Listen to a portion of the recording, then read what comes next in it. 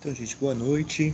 Essa aula aqui, hoje nós vamos trabalhar, né, o grande tema seria Brasil urbano, né, mas como eu já disse para a última aula, esses aí não são os melhores nomes para definir, mas nós estamos baseados hoje no texto A Cidade para Poucos, Breve História da Propriedade Urbana no Brasil, do João Sete Whittaker Ferreira, um texto de 2005, né? Para essa aula, eu penso que a gente pode manter o sistema lá de participação, né? De inscrição e participação livre.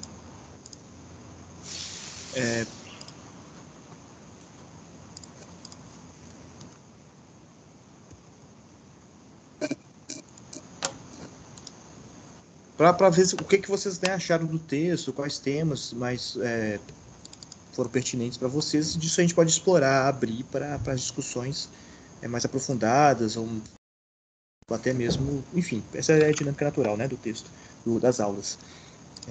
Estou separando só um material aqui que eu queria já deixar na mão, mas a internet está bem devagar aqui, eu vou deixar abrindo. E já queria saber de vocês, assim, o que vocês acharam do texto de forma geral? Alguém gostaria de iniciar a fala? Professor, posso começar então? Vocês estão me ouvindo? Quem está falando é o... É o Sim, Luigi. Luigi, sim, à vontade. À Achei vontade. muito interessante o texto, né? Achei muito interessante, eu curto muito esses debates sobre o uso da cidade, né? Sobre a ocupação, né? Da cidade, achei muito massa. Me despertou algumas coisas, assim, né? Esse olhar sobre o processo mesmo, né? Que a gente tem nas cidades brasileiras, assim, né? Que pra gente parece uma coisa soa muito estabelecido, muito óbvio, né? Mas é muito interessante a gente revisitar esse percurso, assim, né? E, por exemplo, quando ele fala, dentre as várias coisas que eu achei muito massa, mas eu fiquei o dia inteiro pensando, a questão que ele fala da localização, né? O que confere a alguma coisa uma localização privilegiada, né? E eu achei muito interessante que ele consegue fazer. Ele fala que, por mais que seja individualizado, né? O bônus, entre aspas, né? De estar bem localizado, né? Isso só é bem localizado a partir de um esforço coletivo, né? Assim, tanto do entorno, como ele coloca, né? Quanto do próprio Estado, que também age diretamente em favor, né, desses grupos privilegiados que têm acesso a essa discussão do destinamento do dinheiro público mesmo, assim, né? Então isso eu achei muito massa. É interessante perceber essa participação do Estado mesmo. E tinha mais uma coisinha que eu tinha para falar aqui, mas eu acabei perdendo. Assim, dessa relação, né, campo-cidade, que ele começa abrindo falando, e como que essa lei de terras, que é uma coisa que a gente estuda lá no início, nosso primeiro semestre, né, e a gente imagina um panorama todo rural mesmo, né, e quando a gente pensa a relação da cidade com essa lei de terras, né, é uma coisa muito interessante mesmo, assim, e acaba contemplando alguns questionamentos que até hoje a gente tem, né, assim, de como chegou nesse resultado, assim, né.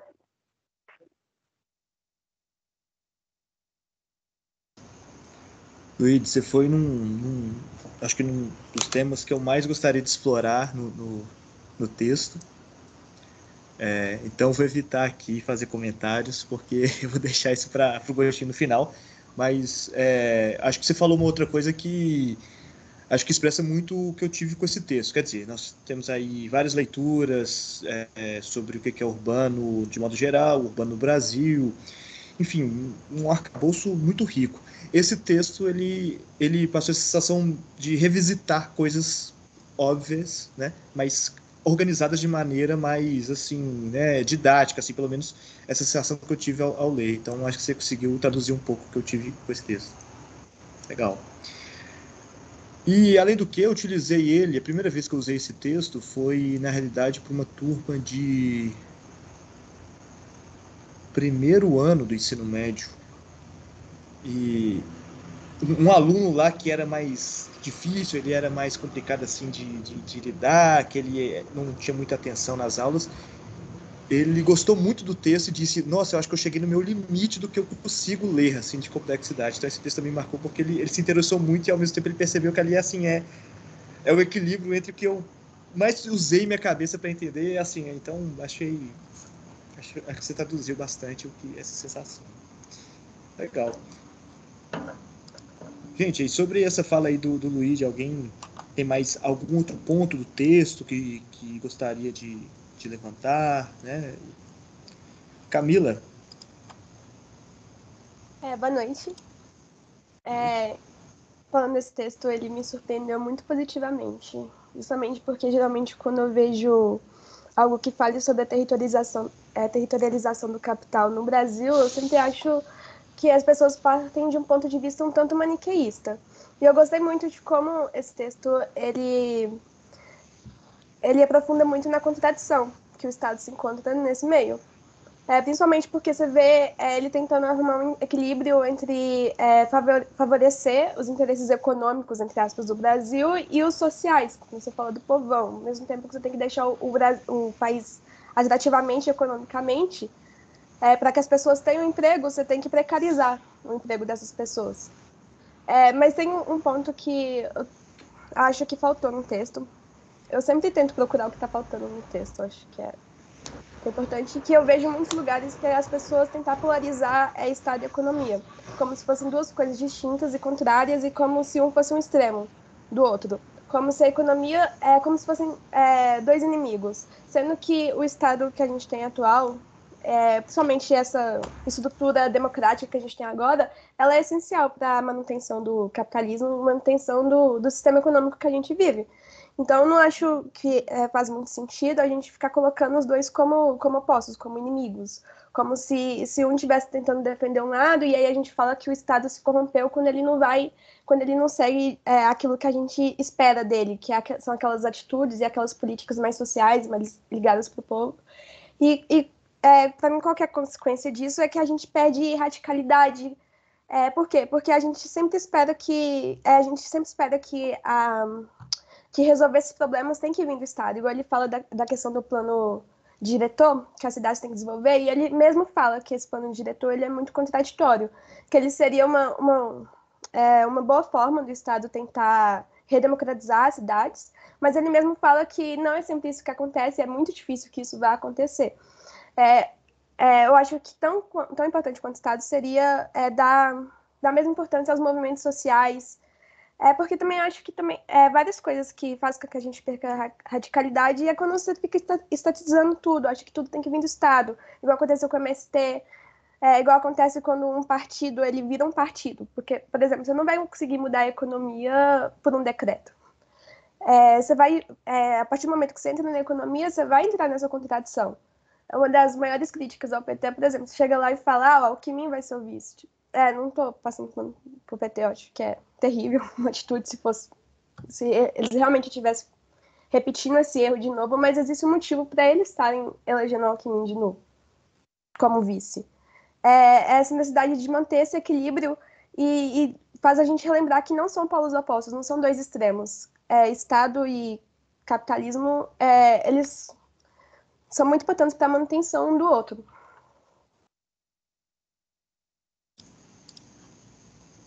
Camila, muito, muito bacana a sua colocação. Tem sorte de já estar gravando a aula, porque depois dá para eu voltar nessa parte e eu queria usar o recurso igual do WhatsApp, só que ao contrário. Diminuir a velocidade para conseguir captar cada ponto que você colocar aqui, que eu comecei aqui e perdi. Então eu queria ir por partes, assim, só de uma questão. Você disse que se surpreendeu com o texto por primeiro achar que normal. Você fez um comentário que eu gostaria de explorar mais, assim, a sua visão. Normalmente você diz que textos, acho que você usou estruturalistas, né? Normalmente eles são maniqueístas. Como você pensa isso? Para eu entender melhor. Principalmente quando a gente fala de senso comum e a gente fala de esquerda mesmo, a gente vê as pessoas colocando uma visão moralista em cima da história. A gente pega a história do Brasil, a gente pega o Brasil atual e a gente sempre coloca os vilões e aqueles que são do bem, aqueles que estão tentando procurar medidas mais sociais, medidas que vão atender melhor o público do país, eles estão em contradição com aqueles que estão querendo a economia, por exemplo, os liberais. Sendo que, na verdade, é tudo a mesma coisa, sabe? Por exemplo, eu não vou falar que os dois estão certos, mas os dois fazem... essa contradição, ela existe por um motivo. Não existe equilíbrio, não existe, por exemplo... É inerente ao capitalismo o desenvolvimento desigual, geograficamente desigual. Você não pode querer achar que todos os países vão ser igualmente desenvolvidos e achar que quem não está contribuindo para isso é o vilão da história, sendo que eu acho que todo mundo acaba sendo um sujeito do sistema econômico. É como se fosse, querendo ou não, também não estou falando que não tem que ter medidas sociais, etc. Eu acho que tem que ter. Inclusive, eu defendo todas elas. Mas eu acho que é importante que a gente tenha esse olhar crítico e entender essa estrutura, objetivando compreender essas contradições que existem dentro e que são inerentes ao capitalismo. Assim, eu estou ainda tentando entender assim quer dizer assim, concretizar a sua fala, né? Pensando aqui em algo mais assim palpável, porque eu acho que eu estou entendendo e eu acho que eu consigo compartilhar bastante da sua aflição, né? Dessa aflição que se tem, né? Ao analisar como são os processos políticos em volta da análise econômica e social. Bem, você também disse sobre nem sempre eu não quero colocar as palavras, mudar as palavras que você utilizou, mas sempre apostar em ações estatais, mas você também acredita em outras vias. Não, calma. Tá, aí, vamos falar. Eu não tô tentando não me posicionar politicamente. Eu sempre vou votar na esquerda. Eu fico com medo das pessoas entenderem errado e achar que eu tô passando pano pra liberal. Não é esse Aqui, ponto. eu vou falar igual a terapia. Aqui é um espaço seguro. Nem tanto, tá gravado. Mas assim, o que eu tô querendo dizer é que, por exemplo, você tem lá o Ciro Gomes. Okay. O principal método do Ciro Gomes Brasil é um projeto desenvolvimentista, que é desenvolver a indústria para a gente parar de exportar basicamente commodity e exportar tecnologia, porque tecnologia é uma coisa que não perde o valor tão rápido, igual commodities, elas oscilam muito e isso afeta a economia do país.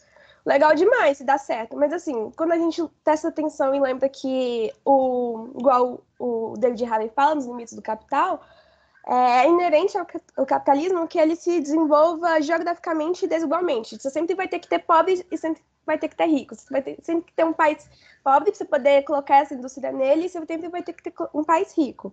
Então, beleza, se a gente está colocando aqui uma prosperidade industrial e econômica para o Brasil, a gente, querendo ou não, está levando essa pobreza para outro lugar. Que é o que acontece com várias políticas públicas e estatais que a gente vê por aí. Igual, por exemplo, a gente vai lá e pega quais que seriam as consequências dentro do próprio Brasil para esse desenvolvimento e essa prosperidade econômica. Seria a precarização do trabalho, porque como é que você vai fazer o Brasil ele parecer um bom lugar para uma indústria se instalar aqui, para você poder chamar a atenção de uma multinacional? Essa é ter mão de obra barata, essa é ter que comprometer parte da população. Então, assim, eu sempre vejo... E essa é um exemplo de uma medida estatal que seria, tipo assim, boa e ruim. É sempre isso, é sempre boa e ruim, tem um lado positivo e um lado negativo. E essa é a contradição do Estado que eu quero focar. E a gente sempre coloca o Estado como principal agente das transformações sociais que vão acontecer. Sendo que existem outras alternativas, e eu não sei qual é, obviamente, mas assim, eu acho que a gente tem que procurá-las. E seria radicalizar. Seria, em vez de a gente ficar tentando mudar o capitalismo dentro dele mesmo, expressando um pouco mal aqui, a gente tentar reverter o que está acontecendo agora e tentar olhar mais criticamente a estrutura, porque só a partir daí a gente vai conseguir mudar as coisas estruturalmente. E não ficar levando o desenvolvimento para um lugar e o subdesenvolvimento para o outro. Porque é muito fácil. É claro que eu também quero investimento na universidade. Mas eu entendo que tem aqueles que que vai ter que sair de outro lugar esse dinheiro, sabe? Aí era esse meu ponto. Perfeitamente. Acho que eu consegui entender, mas só que são muitos outros, né? Essa parte, quando você chegou a falar sobre essa questão, essa crítica à posição do Estado nesse processo, né? E você ainda falou dos movimentos sociais e me remeteu, aí por isso que eu estou te perguntando para ver se eu compreendi certo, né? É porque tem uma discussão que se fala, e isso se insere muito também no contexto da geografia urbana, dos estudos urbanos como um todo. Na verdade, é muito mais do que urbano, né? Na verdade, é uma visão macroeconômica. Eu não quero colocar nenhuma disciplina isso não, mas é discussão sobre uma... Eu ia falar terceira via, eu acho que eu ia criar mais polêmica aqui. Mas uma forma... uma terceira opção, né? Uma terceira via, sim, vou usar essa palavra, de gestão e de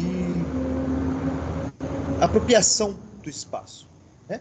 Nós estamos muito acostumados, muito inseridos numa ideia de Estado e mercado, e isso se dá, obviamente, né, empiricamente, essa relação, né? Mas há uma discussão muito profunda e muito interessante, que eu acho que vale a pena demais assim, explorar, que é o chamado, não tem nem nome exatamente, mas falar sobre os comuns, né? Sobre essa apropriação comum do espaço, essa apropriação comum das coisas, ou a não apropriação, né? Mas do uso comum, dos bens comuns, da gestão comum. E ela tem muito do que se explorar, tem muito do que se entender, e os movimentos sociais se inserem muito nessa discussão, né? Dizer que o movimento social não é governamental e ele não tem fins lucrativos não é o suficiente para dizer o que é essa vontade, né? Esse trabalho em comum, esse trabalho coletivo. E eu estou te dizendo isso porque, na verdade, para fazer uma pergunta para você, dessa sua recolocação agora, né? Como que ela se insere, né, aí, voltada a esse texto, analisando o espaço rural, o espaço urbano? Como que você fez a associação, que eu acho que eu ainda perdi essa parte? Então, é porque eu fui pro outro lado mesmo. Mas a gente tem a cidade, e qualquer cidade no mundo você vai ter pobre, você vai ter rico, você vai ter as pessoas pobres se alocando nas partes menos privilegiadas e, querendo ou não, tem a mão do Estado nisso. O Estado, igual ele falou, ele vai fazer com que a construção, o uso do espaço da cidade, ele se faça. Igual, por exemplo, ele vai lá e libera construir um shopping aqui, é perigoso que ocorra gentrificação. E tem toda a questão da especulação, é tudo ligado. Aí, beleza, a gente vê que o Estado ele atuou na cidade, contrariamente a ela, e positivamente, sei lá, por exemplo, aos pobres. Porque ao mesmo tempo que ele vai lá e tira o pobre do lugar, ele vai lá e quer fazer Ele quer ajudar a comunidade, ele quer construir, tirar as pessoas da favela e etc. Ele quer limpar a cidade. A gente vê que o Estado ele não é de todo mal. Que a gente vê que, por exemplo, a pessoa mais mente boa que apareça, que vire um presidente, por exemplo, ela vai querer ajudar o Estado, a cidade, em algum momento ela vai acabar se corrompendo. Somente porque quando você ajuda muitas pessoas, quando você faz essas medidas sociais, você precisa de dinheiro. E esse dinheiro ele tem que vir de algum lugar. E como é que você consegue esse dinheiro? Favorecendo a economia. Como é que você favorece a economia? Você vai lá e tem que tirar do pobre. Você tem que precarizar o estilo de vida dele. E isso ele impacta diretamente na cidade. Então, beleza, quem que vai consertar a cidade, então? O Estado? Como? Como se ele precisa de dinheiro para conseguir dinheiro, ele tem que ferrar o pobre?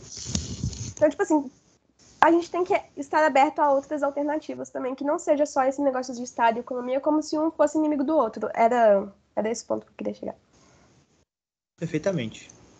Agora eu acho que você entendeu sua posição, assim. Interessante, assim, essas provocações, né? Eu ia partir aqui de um ponto de defesa do plano diretor, mas agora a gente já está nessa crítica. Muito bacana. Antes de falar outra coisa, eu queria saber, gente, alguém mais quer se inscrever para falar? Eu acho que Óbvio, tá, vou escrever aqui. Gente, pode ir levantando aí a mão, tá? Ou escrevendo diretamente aqui no chat, que aí eu pelo menos já sei a ordem, tá? Já vi que levantou a mão aqui. Robson e Igor, ok.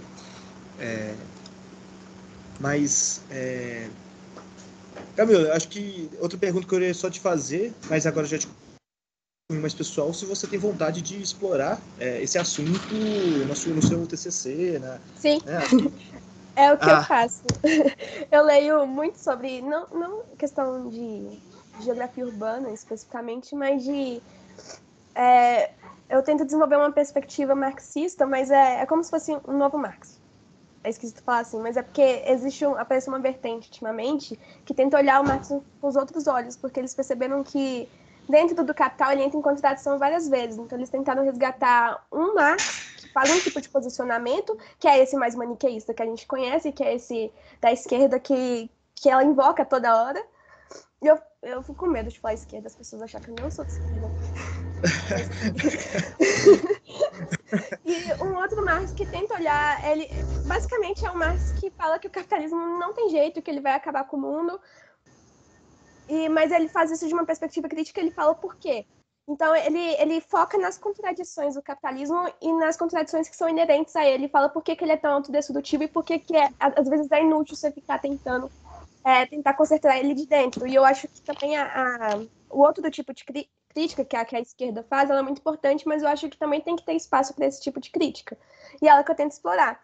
E é muito difícil, porque às vezes, por exemplo, a gente está numa discussão e aí eu vou lá e falo, as pessoas acham que eu estou falando que não tem que ter esquerda, que não tem que ter crítica social do ponto de vista que, por exemplo, vamos mudar o mundo pelo planejamento urbano, vamos tentar usar ele pelo bem. Eu acho que tem que ter sim, mas eu também acho que tem que ter a crítica às limitações desses tipos de atitudes. Então, eu tô lendo muito sobre isso ultimamente. Eu li o Capital 1 e aí eu tô lendo os autores que estão seguindo. Eu pretendo ler o livro 2 e o livro 3, que aparentemente ninguém lê. E quem sabe um dia sai alguma coisa. Nossa, que bacana, Camila. Quando eu falo que a aula é um espaço seguro, e eu vou reforçar isso, acho que é bom até deixar assim minha visão sobre o que eu estou querendo dizer. Aulas são espaços de debate, né? E concordo demais, essa polarização não cabe dentro de uma aula quando a gente está debatendo ideias, né? Eu costumo dizer isso, principalmente em cursinhos comunitários, que existem um trabalho de base ali, político, né? Falar, olha, gente, na rua a gente está ali militando, trazendo uma pauta, gritando, né? Fazendo esse tipo de processo. Em sala de aula a gente está discutindo essas ideias. Então aqui a gente tem que criticar e fazer uma autocrítica também das nossas formas de pensar, né? Aqui eu acho que é o lugar melhor para se fazer isso, no debate. E se esse debate está sendo, de alguma forma, oprimido por taxação de lados, esse debate não acontece, né? A democracia não acontece, porque a democracia não é disputa de dois lados, eu acho que todo mundo sabe disso, né? Então, acho legal você trazer esse posicionamento e compartilho bastante com esse problema de interpretação, né?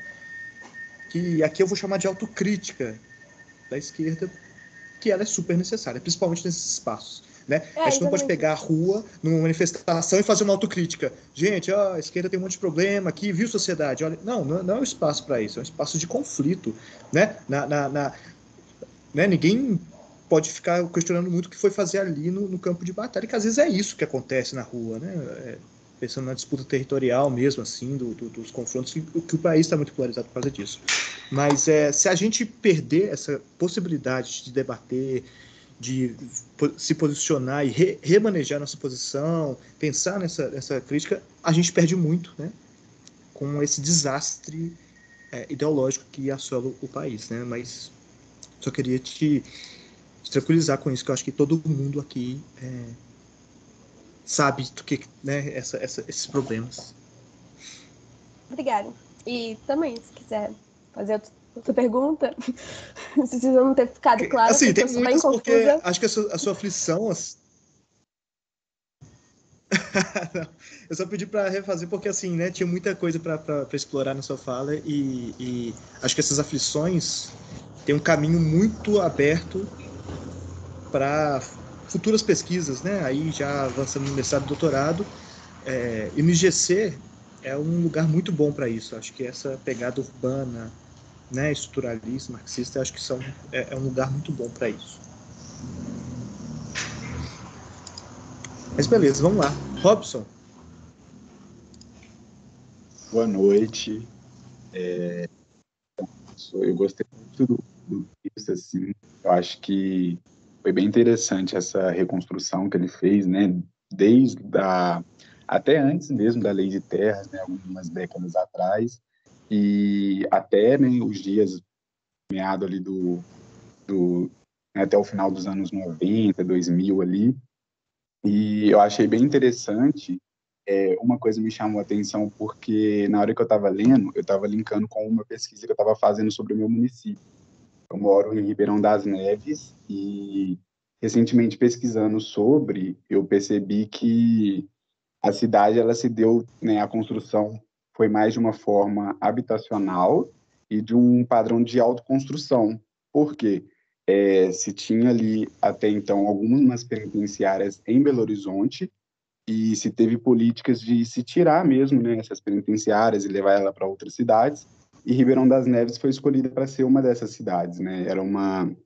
Ainda era isso lá nas décadas de 50, mais ou menos. Então era em um ambiente bem rural. Então a penitenciária desenvolveu a cidade por conta dos familiares que vieram, né? Ficar mais próximo das pessoas que estavam apenadas e aqui, né, por conta disso também, né, da reprodução da violência, não teve o desenvolvimento da indústria. Então, a parte que se fala sobre a dinâmica do capital, né, propiciar certo acesso a bens e serviços, eu linkei muito com aqui, porque pelo fato de não, né, ser uma região pobre, que não tem indústria, as pessoas que moram aqui, trabalham em Belo Horizonte ou outras cidades, acaba que muita coisa que tem em Belo Horizonte, né, ou até mesmo outras cidades metropolitanas, não tem em Ribeirão das Neves. Então, foi uma parte que chamou minha atenção. E a outra era sobre o plano diretor, que também linkando nessa mesma pesquisa, aqui em Ribeirão das Neves tem 6 penitenciárias e em nenhum momento o plano diretor cita nenhuma delas.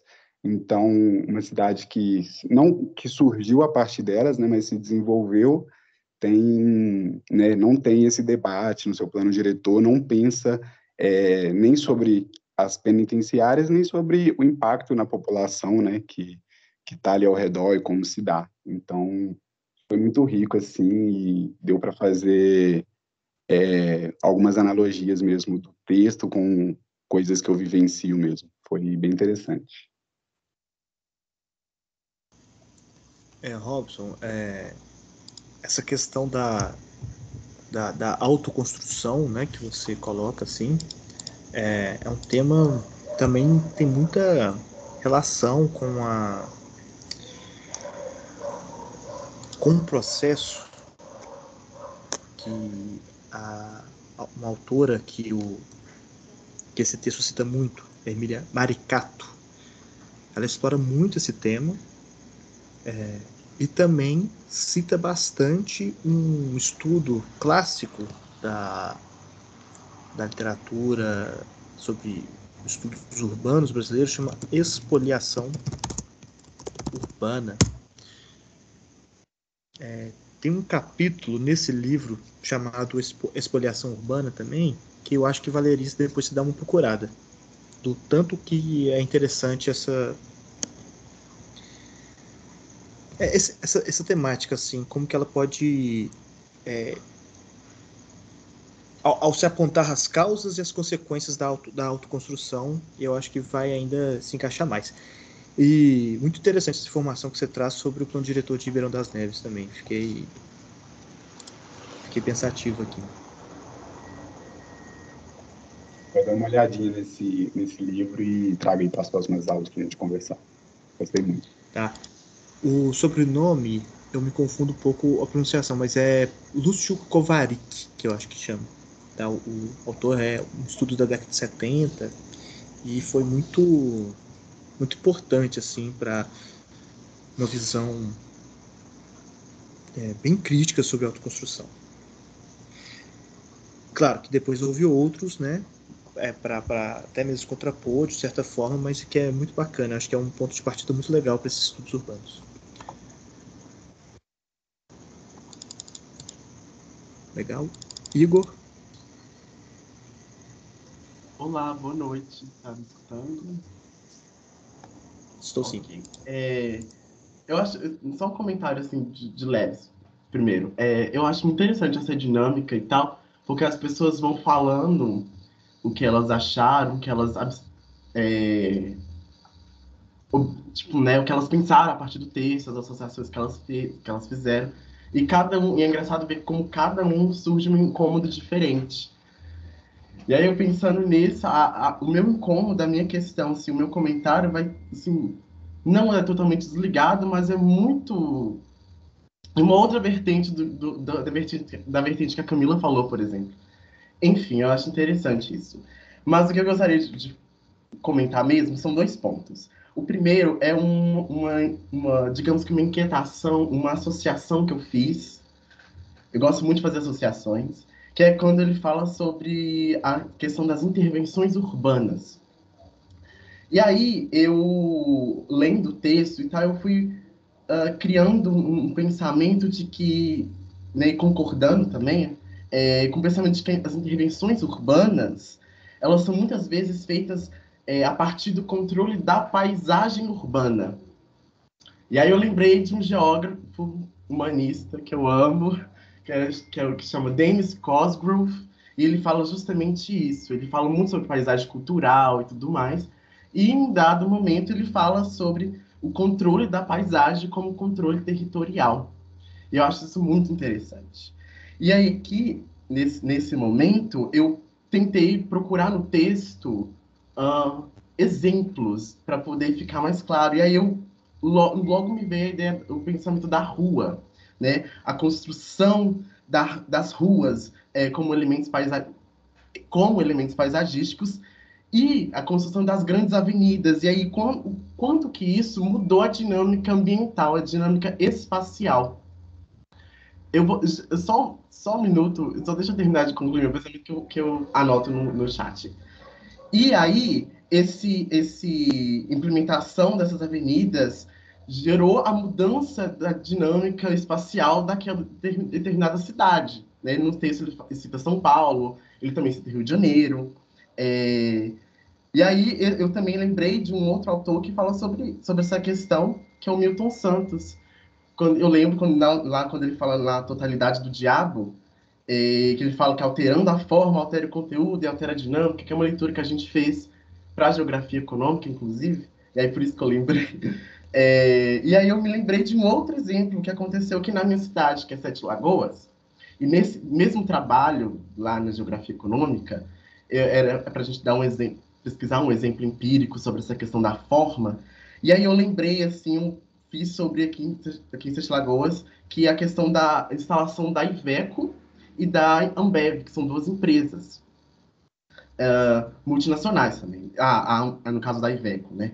E aí, essa questão é engraçada porque a implementação dessas empresas no terreno que elas foram implementadas, e aí a questão, né? Uma paisagem que foi modificada, porque antes ali era um terreno vago. Era mato. E o mato não tem a sua dinâmica, obviamente, mas a instalação da Iveco e da Ambev mudaram a dinâmica espacial. E isso ficou claro porque eu fui pesquisar referências e tal. E aí eu achei um artigo, um deles, inclusive, é da Marli, que saiu recentemente, aposentou recentemente, que ela fala que dentro dessas referências, tem um mapa, eles fizeram um mapa que mostra a expansão urbana de Sete Lagoas. E a expansão urbana, os bairros mais novos de Sete Lagoas, estão tudo indo em direção aonde? A Iveco e a Ambev. Então, a expansão urbana está indo em direção a essas empresas. E eu achei isso muito interessante. Né? E aí entra essa questão, o controle da paisagem enquanto controle territorial. E um outro exemplo também, que eu lembrei, que é a Praça da Bandeira no Rio de Janeiro. Assim, aquela construção daquele piscinão, né? E a própria reforma paisagística, a própria reforma visual no campo da visão, ali na Praça da Bandeira, o quanto que ela foi, digamos, importante, assim. Inclusive, nessa questão da Praça da Bandeira, envolve até a questão lá do gringo, para gringo ver, né? Que em 2000, o piscinão foi instaurado, foi tudo mais em 2013. Em 2014, o Brasil ia sediar a Copa do Mundo de futebol. Então, e a Praça da Bandeira fica perto do estádio do Maracanã. Então tinha tudo essa ligação antes dessa construção do piscinão. Ali, quando ocorria uma chuva, ali ficava tudo alagado. Agora você imagina, gringo vai vir para o Brasil, vai saber que pode alagar? Meu Deus, não vamos resolver isso aqui. Então, é esse caminho assim, que eu fiz sobre essa questão da intervenção urbana. Né? E aí, uma outra questão eu não entendi, é uma dúvida, inclusive, do porquê que o autor usa o termo globalização sempre entre aspas. Enfim, é isso.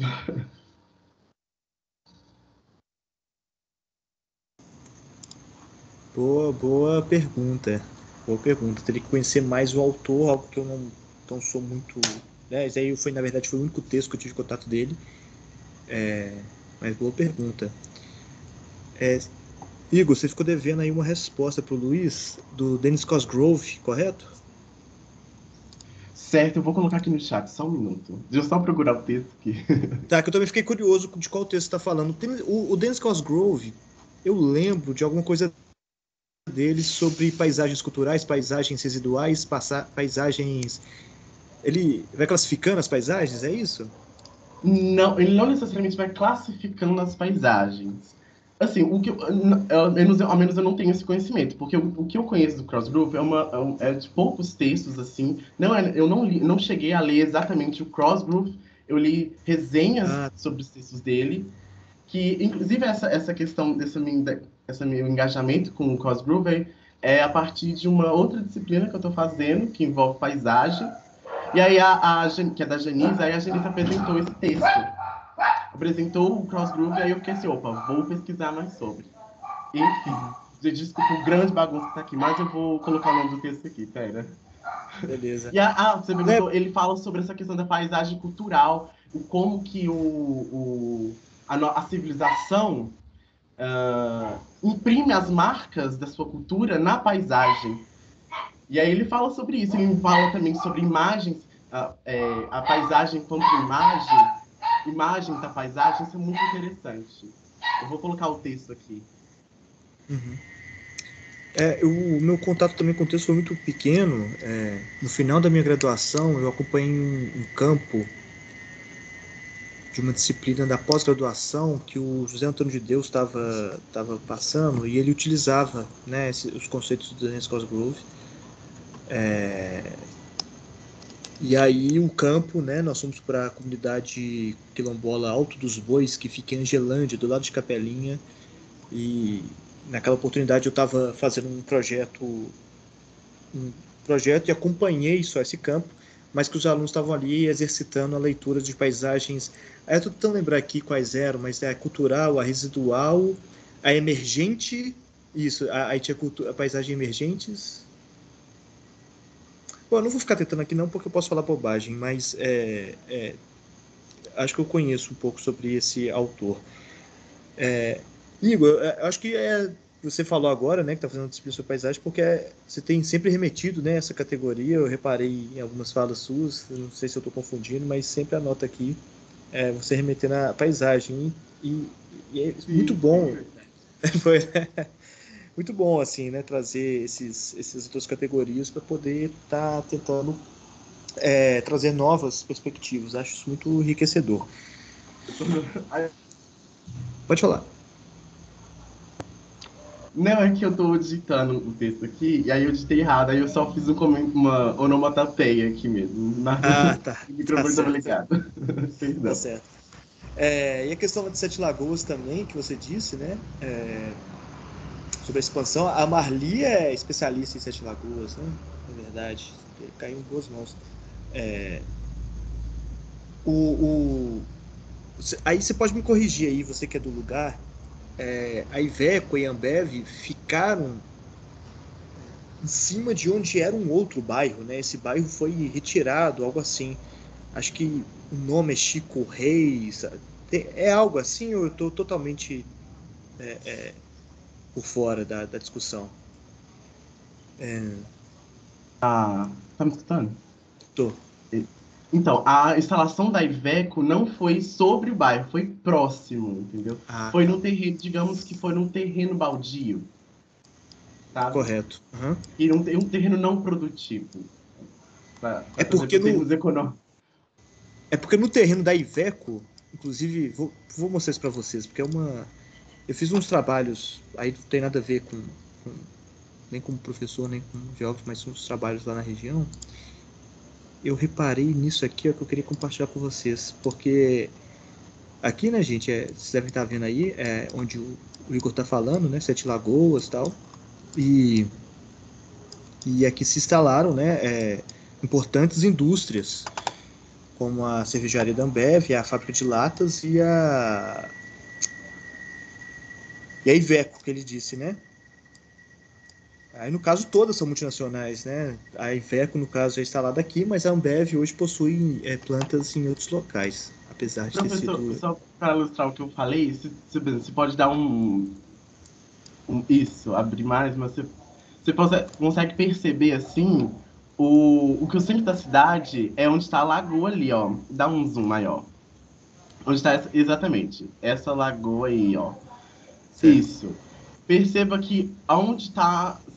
Você consegue até perceber assim, tipo uma seta, a cidade fazendo uma seta para onde está essas empresas. Pra cá, Ó. por exemplo.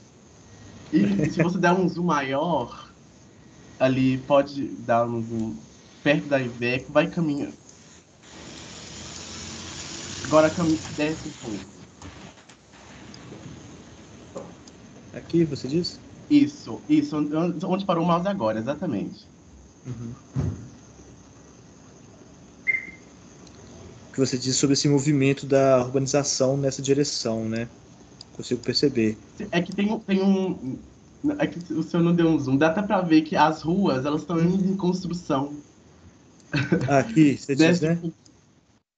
então, Correto? assim, aí também tem muita estrada de terra. Olha lá, pra você ver o terreno de terra avermelhada. É, Perfeitamente. exatamente. Tá tudo em construção. E dá pra Perfeitamente. ver as marcações das ruas e tudo mais. E você indo lá, você consegue ver isso, que tem até uns postes que não funcionam. É bem interessante. Assim, inclusive, nesse bairro aí embaixo, perto do bairro Cidade de Deus, passa Cidade de uma ferrovia. Cidade de Deus é aqui, Que. né?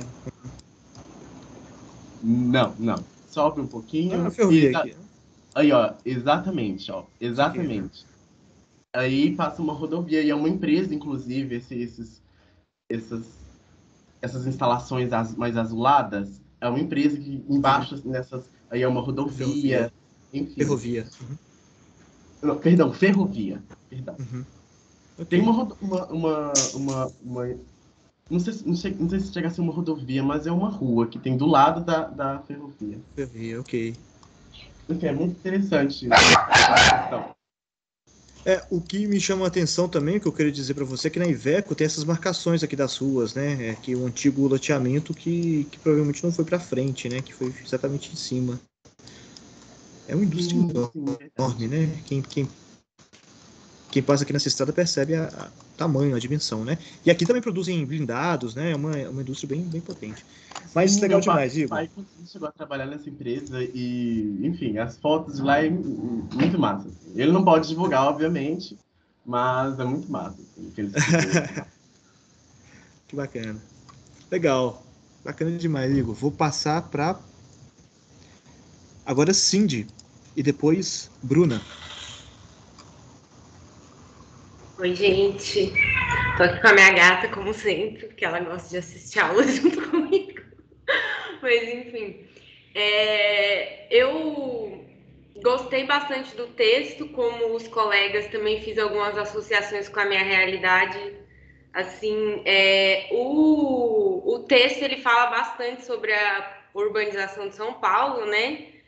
E como eu vivi a minha infância e adolescência toda lá em São Paulo e tudo, tem várias coisas que eu fiquei refletindo sobre, né? Tipo, ele cita, né? Que a urbanização mais industrial de São Paulo se deu ali em torno da Estrada de Ferro Santos Jundiaí. Eu mesma cresci lá, né, ao lado da Estrada de Ferro Santos Jundiaí.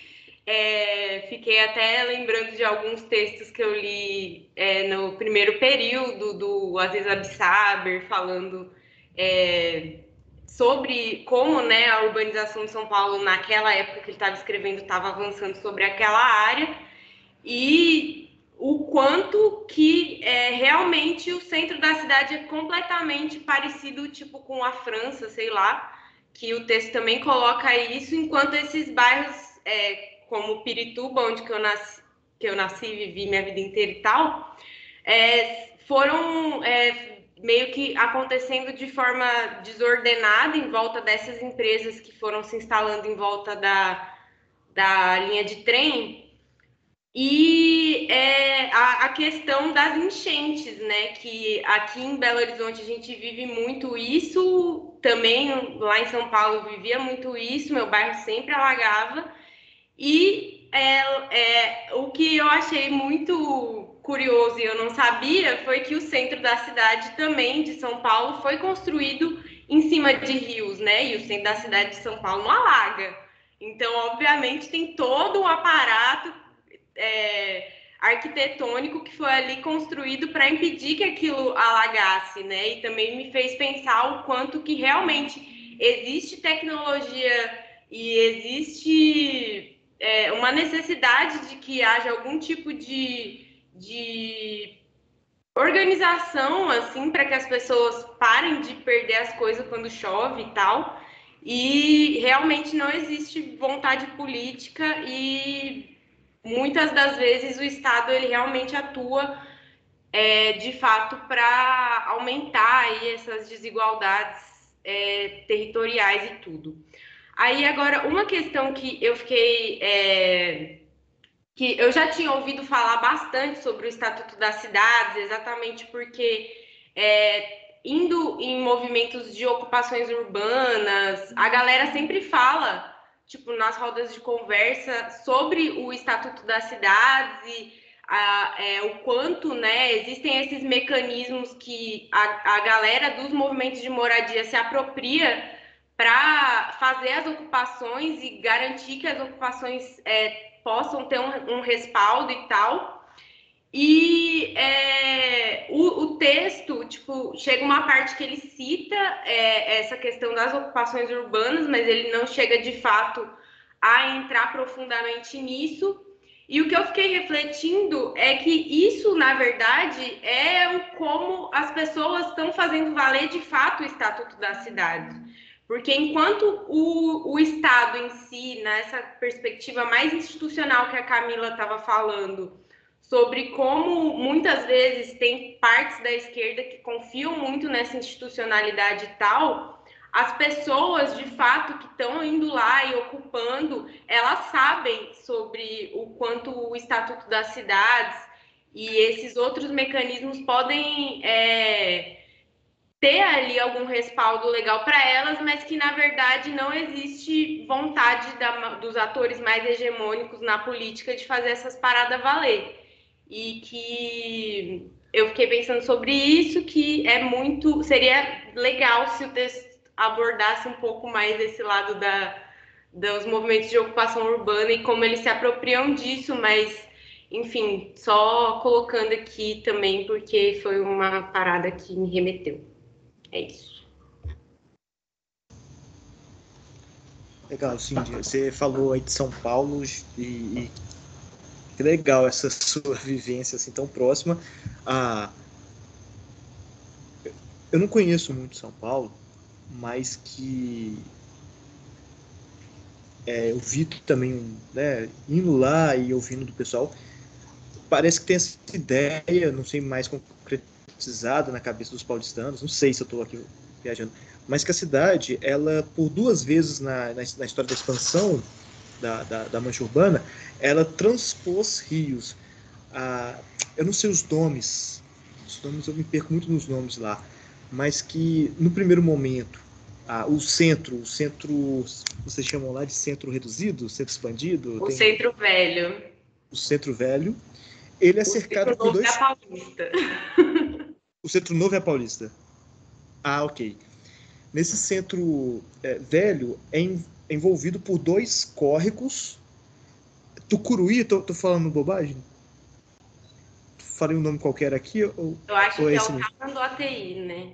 Ah, tá. CPF, estamos.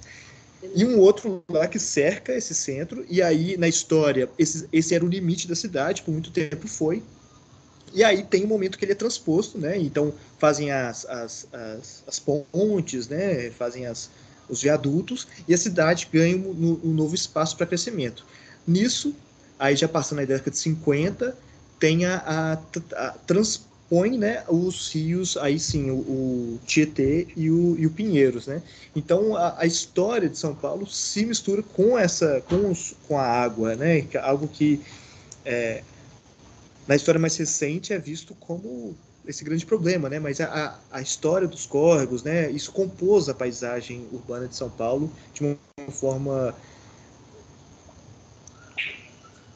Está inserido, né, na história de São Paulo, da expansão de São Paulo, os rios, que depois, né, aí eu vi um documentário falando que transforma, né, esses córregos em vias, em grandes vias, passagem de carros, né? Então tem aqueles... Eu acho que dá para perceber até hoje que você, né, aquelas avenidas de grande movimento, eles estão encaixados assim em vales, né? Muito, muito interessante. E o problema da água, que obviamente ia aparecer em algum momento. E sobre essa questão do estatuto da cidade, você falou, né, sobre esse tema.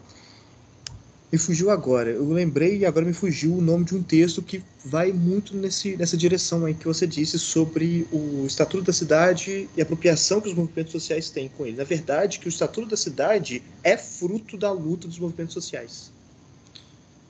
Eu estou tentando me lembrar aqui. Onde que eu vi isso?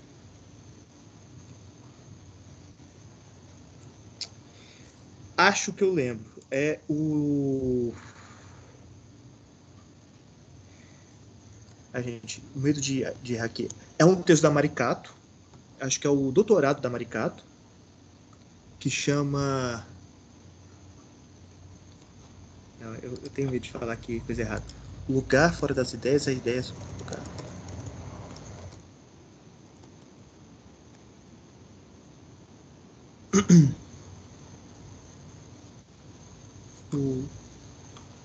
O nome do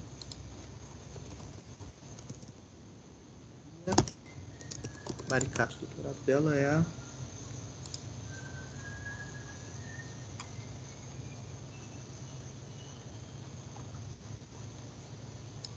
Gente.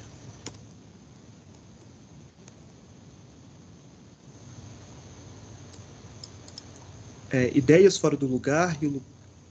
pronto, achei. As ideias fora do lugar e o lugar fora das ideias. Pronto. Que ela vai explorar principalmente a questão da cidade informal, né? Talvez dizer da cidade informal. Como que as favelas simplesmente não apareciam no planejamento urbano, né? Como que isso pôde se ir transformando, né, na política e no planejamento urbano e nas próprias práticas. Gente, assim, a referência nesse tema muito boa é Hermília Maricato, tá? Assim, ela, em algum momento vocês vão se deparar novamente com ela, com certeza. E concordo com você, acho que é um tema que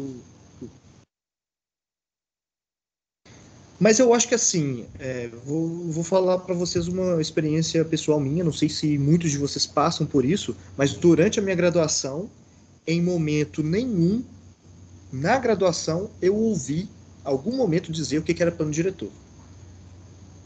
Né? E nem Estatuto da Cidade, não tive contato nenhum. Eu só tive contato porque eu fiz bicos, né, trabalhando com reunião de plano diretor, de revisão disso, daquilo, e tive contato assim, no trabalho, durante a graduação, mas fora disso eu não me lembro em nenhum momento isso ser passado, né? E até queria ver, né, se alguém aqui, pelo visto nem todo mundo, né, alguns já têm, né, contato com essas ferramentas, com essa legislação, mas saber para quem aqui isso, né, o que ele coloca lá sobre o Estatuto da Cidade, o plano diretor, até quanto isso aí é uma novidade aqui para vocês. Eu acho muito importante esses relatos também.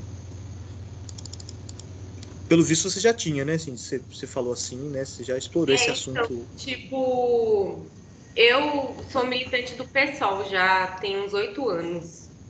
E a galera dos movimentos de moradia, toda época que vai votar plano diretor na Câmara, a galera se organiza, faz ocupação na porta da Câmara para pressionar os vereadores. Toda vez acontece isso. Então, tipo, todas as vezes que eu ouvi falar sobre o plano diretor, o Estatuto das Cidades, foi geralmente nessa época.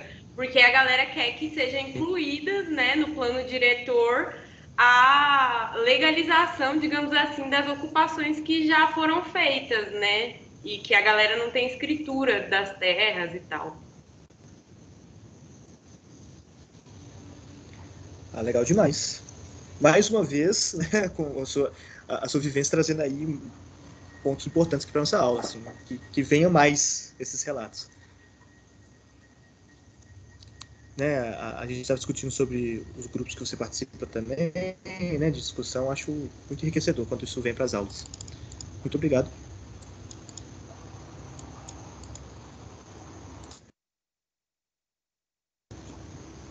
Agora sim. Bruna? Boa noite.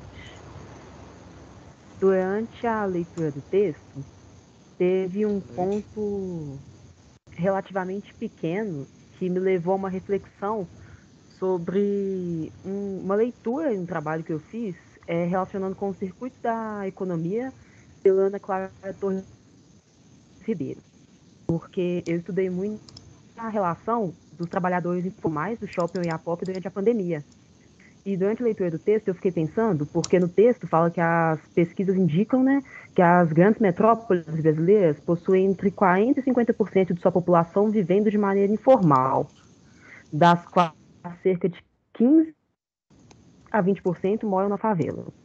E quando a gente vai pensar que o contexto da pandemia intensificou muito essa condição dessas pessoas, tivemos mais trabalhadores informais, tivemos a condição financeira de trabalhadores informais caindo. Eu acho que é importante pensar que essas pessoas, né, que não conseguem ter um lucro, digamos assim, uma renda para pagar o lucro, que precisam focar na sua alimentação e tudo mais, essas pessoas estão ocupando quais espaços? Porque será que elas ocupam espaços de pessoas do mesmo circuito de economias que ela? Ou será que são de outras pessoas? E essa ocupação é motivada por alguém do mesmo circuito de economia ou por algum acima? Porque tem algumas ocupações que, se for ver aí, professor de instituição que fez frente de muita coisa. E essa pessoa, ela não aparece no nome das coisas quando a gente vai, né? Não é o principal foco quando a gente vê as pessoas vandalizando essas pessoas, julgando e tudo mais. A gente vê somente as pessoas que estão passando por isso, por uma situação, né? Que muitas vezes não é explicado também, só é falado na mídia e não é explicado por que elas estão ali, qual o rumo que tomou e tudo mais.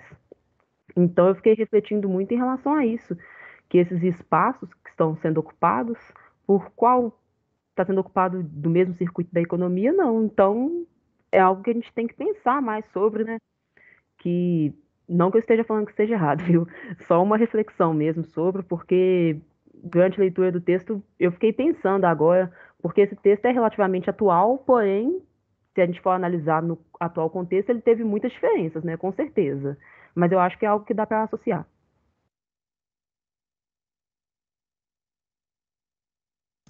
Obrigado, Bruna. O começo da sua fala, quando você aponta a parte do texto que você está se referenciando, a sua fala veio toda atropelada por causa da minha conexão. Então eu me perdi nesse ponto.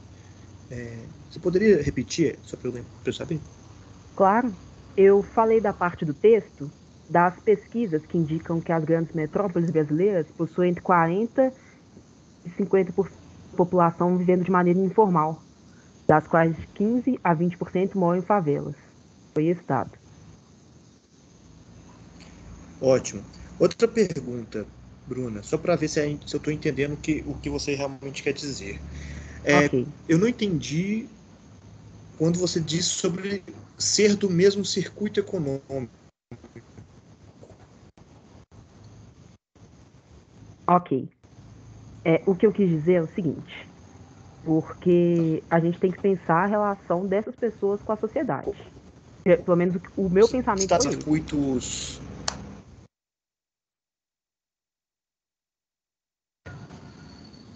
Agora, pra mim... Peraí, gente, falou que eu caí sua aqui. fala não Vocês estão me foi. escutando? Agora eu tô escutando, mas sua fala anterior eu não consegui escutar. Vocês estão me escutando, gente? Eu estou escutando. Eu estou escutando. Eu acho que minha conexão deu uma travada. Desculpem.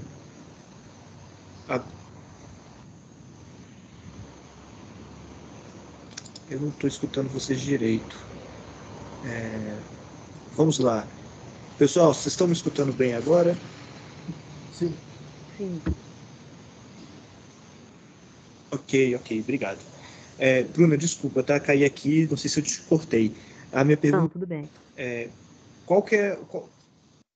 Quando você fala circuito econômico, não sei se você se refere ao circuito econômico, porque do jeito que você usou, parecia, eu entendi, uma espécie de classe social também, eu fiquei nessa dúvida. Não, quando eu usei como base para fazer essa fala, é basicamente o que a gente falou mesmo, a teoria dos circuitos do Milton Santos, só que eu usei quando ele é trabalhado pela professora Ana Clara Torres Ribeiro. Certinho?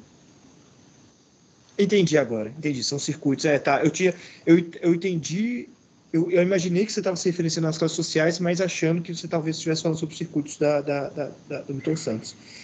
Tá, beleza. Agora que eu estou mais ciente da sua fala, você está dizendo então sobre as cidades informais e os circuitos, ok? Desculpa a pergunta que eu vou fazer, mas agora que eu entendi melhor, nem sempre quem organiza isso, desculpa, quem organiza, quem está por dentro A sua fala tá dessas caindo, ocupações professor. Eu não tô conseguindo. Tá cortando sua fala. Eu não tô conseguindo te entender. são pessoas do mesmo circuito, isso eu fiquei confuso.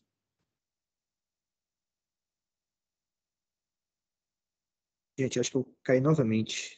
Me desculpem. Professor, você não caiu, mas a sua fala está toda picotando. Professor, pode manter sem câmera mesmo, a gente não importa. Muito obrigado, Edson. Eu vou mandar aqui no...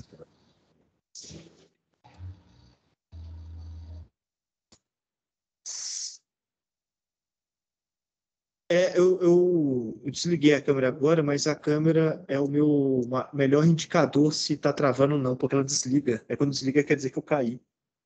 Mas vamos lá. Vou escrever.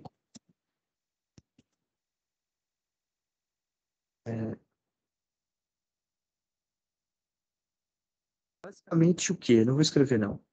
Eu não entendi a sua questão central, Bruna, sobre ser do mesmo circuito. Quem? Quem está lá, quem participa, quem organiza? Entendi agora. Então vou adiar essa questão, pode ser? Para ver se você consegue compreender melhor. Pode sim. É porque quando eu fui conhecer uma ocupação aqui de Belo Horizonte, do Dandara, eu nunca tinha ido, não tinha, né, uma noção de como era e tudo mais.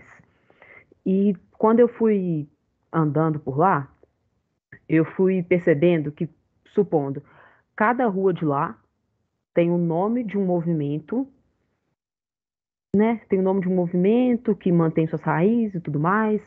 é uma coisa muito mais estruturada do que pelo menos eu pensava antes de ir.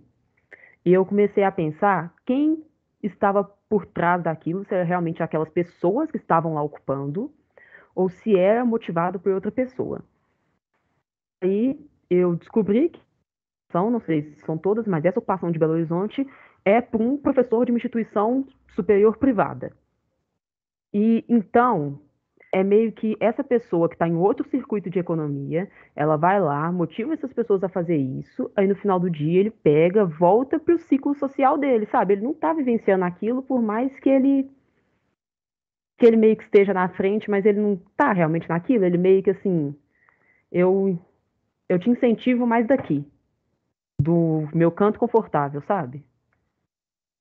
Foi basicamente isso que me fez pensar. Entendi. Agora eu entendi o que você quis dizer. Essa discussão, Bruno, né, acho que é muito pertinente e ela até atravessa, né, a própria discussão sobre os movimentos sociais urbanos, ocupações. Ela, nossa, eu acho que ela está muito para além, né, na verdade, é um grande problema, uma grande polêmica dentro das ciências sociais sobre a participação, né, e atuação do pesquisador, da extensão, vamos dizer assim, da extensão universitária, e, né, até que ponto ela é um agente ativo, até que ponto é só um agente de subsídio para esses movimentos, né? E acho que é uma discussão que vai esbarrar sempre quando se tratar desse contato, né, que a sociedade tem com a universidade. Acho que é um ponto bem polêmico, porque vai ter pessoas defendendo os dois lados com bons argumentos, né? E dos dois lados vão ter críticas muito boas também. Não querendo aqui cair em dualismo, né, de ter dois lados, porque tem aí os outros lados também, né? Só esse circuito econômico que já que você tocou nesse assunto, que eu queria problematizar uma questão, é que os circuitos não estão associados às formas de ocupação da cidade.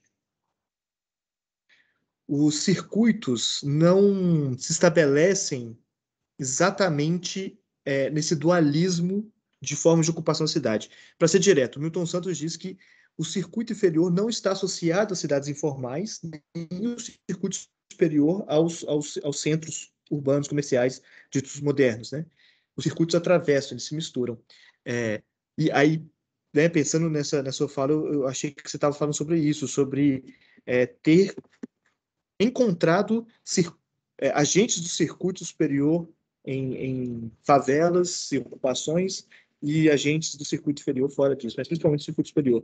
E isso é super viável e cada vez mais, principalmente com as cadeias de supermercado, redes de internet, TV a cabo, enfim.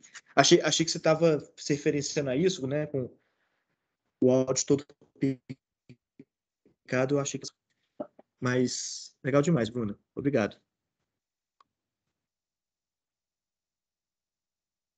Gente, a Camila, vocês estão me escutando? A Camila, acho que se inscreveu também, correto? É só um comentário, é porque o Igor questionou as aspas na globalização do autor, e eu acho que ele usa isso como estratégia, porque por mais que a crítica à globalização seja algo batido na geografia e acho que na academia em si, em geral, assim, a ideia é que as pessoas, estou falando isso senso comum, estou falando das mídias que tem de globalização, é aquela ideia romantizada, que a globalização é algo que une as pessoas e que acaba com as fronteiras, no sentido positivo de acabar com as fronteiras, e que como se fosse um passo a mais da humanidade, possibilitado pela tecnologia.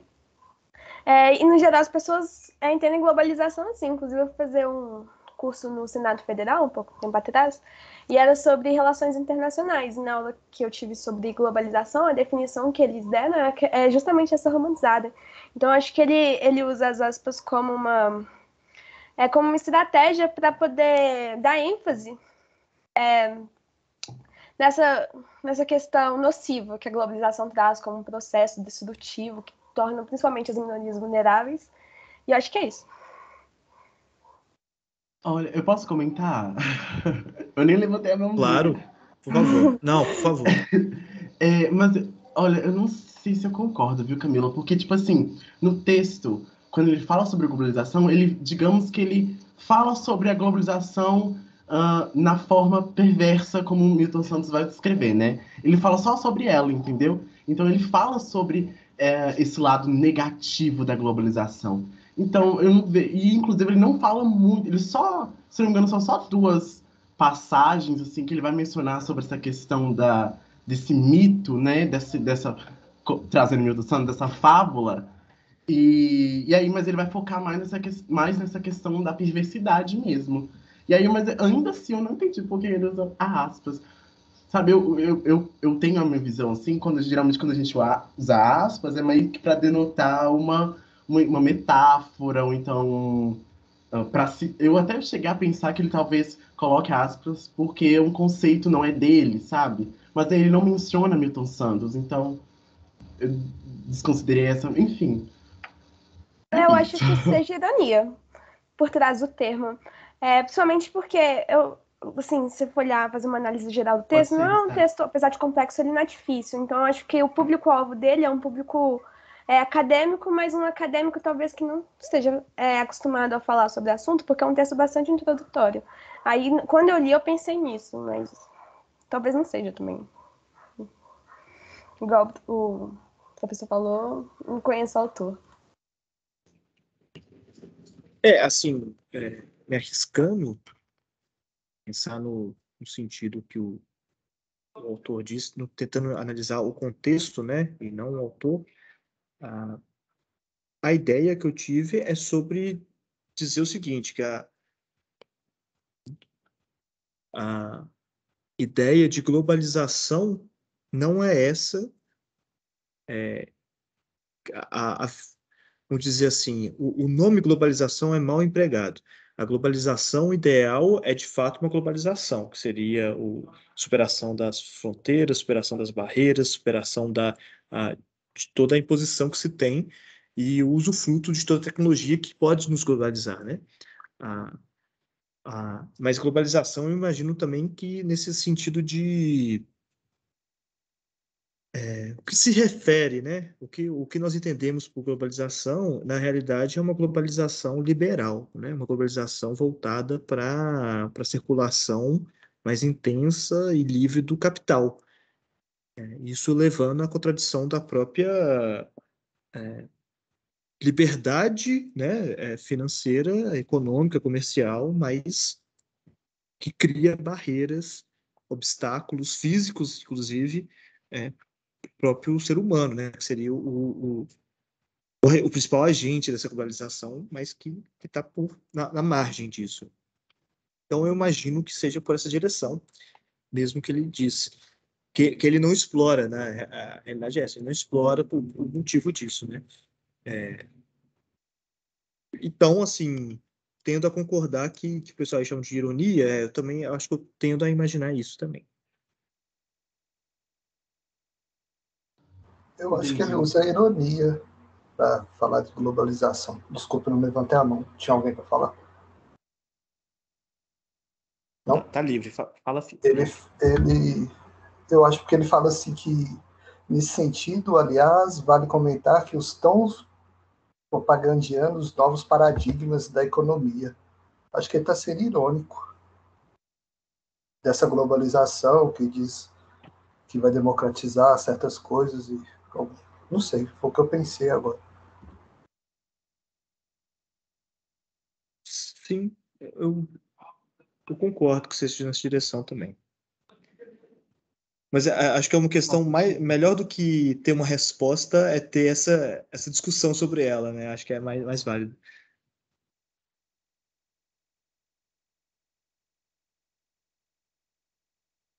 Pessoal, Posso fazer uma eu pergunta? nunca sei se eu estou cortando alguém e ou se vocês estão me escutando devido à minha conexão.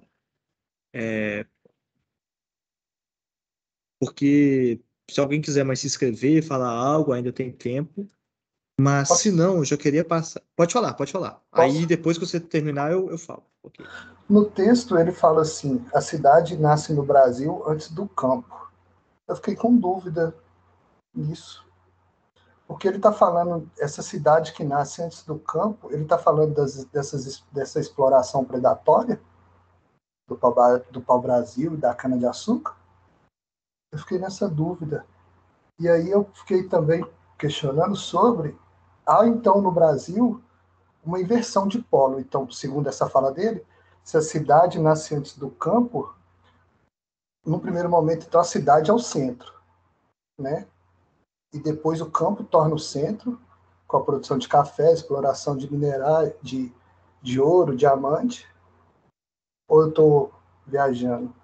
Depois, no processo de industrialização, a cidade volta ao centro de novo. Eu não sei, eu fiquei brisando nessa ideia.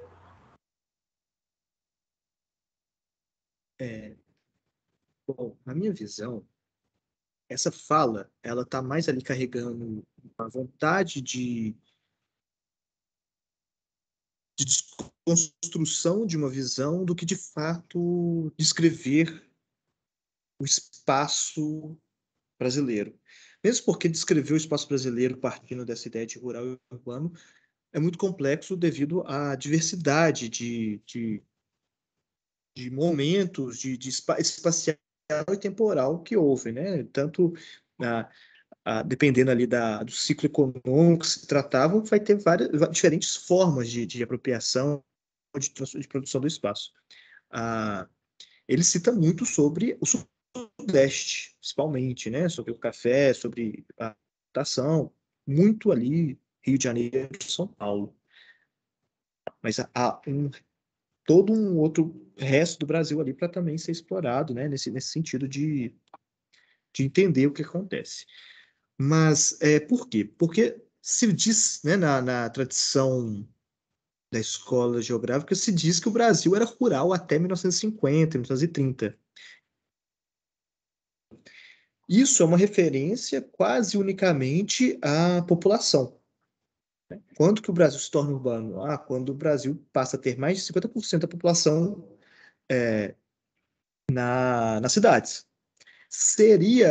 Essa mesma afirmação seria o mesmo do que dizer que o mundo, o planeta, era rural até 2008, porque só 2008 que a população mundial passa a ser mais urbana. Absurdo pensar que o mundo era rural antes disso, né? Isso é uma fala que é um pouco distorcida porque está se referindo, na verdade, a quantidade de pessoas, né? 50-50, ou seja, próximo de 50 se torna urbana. Então, o que seria urbano, o que seria rural nesse sentido aí? Ele está falando sobre dizer o seguinte: o urbano sempre existiu no Brasil. Eu acho que esse que é o ponto, né? E o urbano sempre ocupou um papel de gestor, né? Um papel de também econômico também para as trocas, né? Para a realização de trocas de transporte, logística, principalmente as cidades que estavam ali voltadas para exportação. Mas eu não gosto de pensar assim: o Brasil era isso, o Brasil era aquilo, né? A cidade torna mais importante nesse momento, torna. Eu acho que a cidade vai tomando novos significados ao longo da história, bem como o rural. Só que, ao se tratar de urbano, não pode se tratar ali da análise de uma metrópole ou outra, né? As cidades pequenas possuem um papel nessa história. As cidades médias, agora, no Brasil, se tornam as protagonistas. O rural, a mesma coisa. Não se pode falar de um rural brasileiro. Não existe esse rural brasileiro, né? Existe um espaço que não é urbano, que não é considerado urbano, nas próprias definições espaciais, né? e que ele é muito diverso em termos de apropriação, e a gente viu um pouco, né, na última aula sobre os diferentes grupos que ocupam esse espaço. Para colocar aqui no formato do dualismo, o latifúndio, o grande proprietário de terra, e os camponeses do outro lado. Não está certo dizer essa polarização, porque existe, né, um contínuo, né, disso, mas que essas bordas, né, são muito diferentes.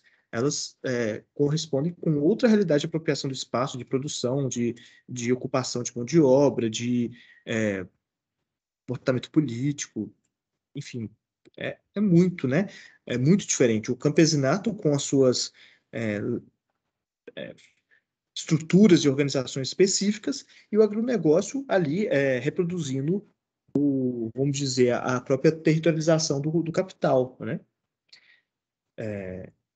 Então, assim, não respondendo a sua pergunta, né?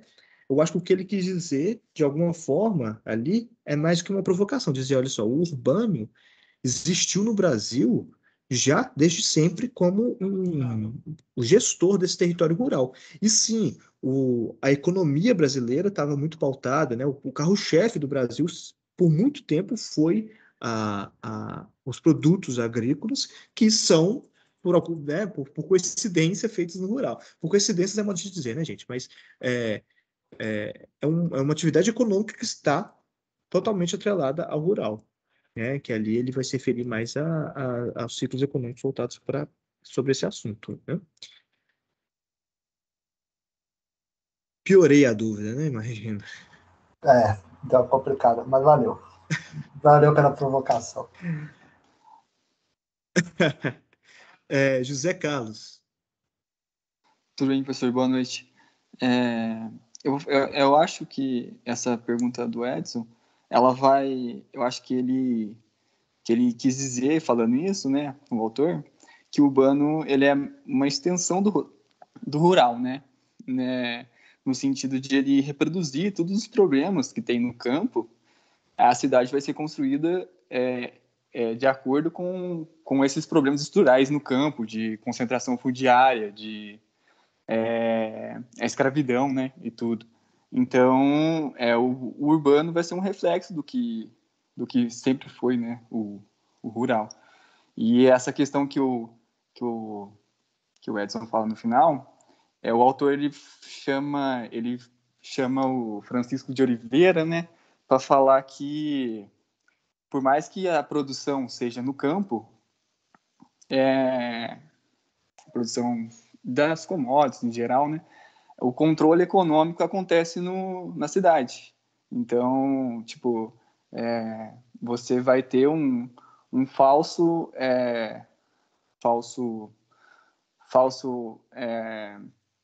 controle, falso protagonismo do rural, porque é na cidade que vai acontecer a troca de mercadorias e onde vai acontecer a mercantilização, né, de fato. Então, eu acho que vai mais, essa pergunta do Edson, eu acho que vai mais nesse sentido. Né? Eu acho a resposta, né?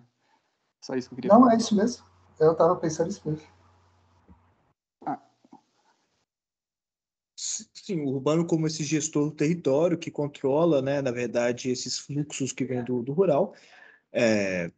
Mas eu tinha, de fato, esquecido dessa parte, que é um argumento, inclusive, na verdade, que eu acho que é um argumento que eu queria trazer muito aqui para vocês sobre a reprodução das desigualdades de acesso à terra e as leis que atingem a terra, como que elas passam para o urbano, né?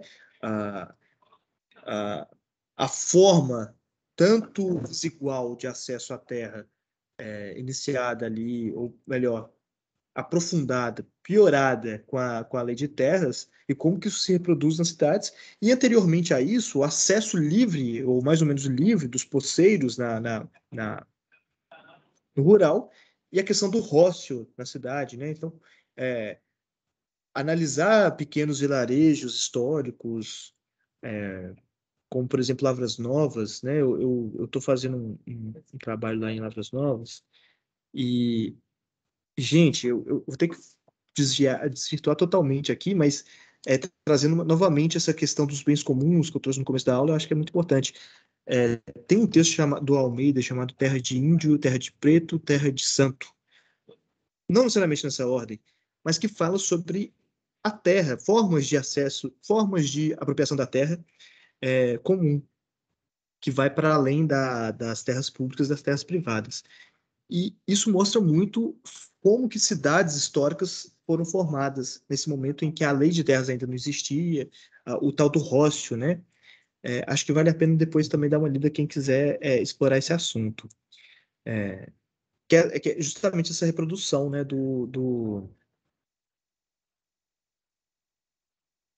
da desigualdade encontrada no rural. Qual que é o texto, professor? Para não passar vergonha aqui,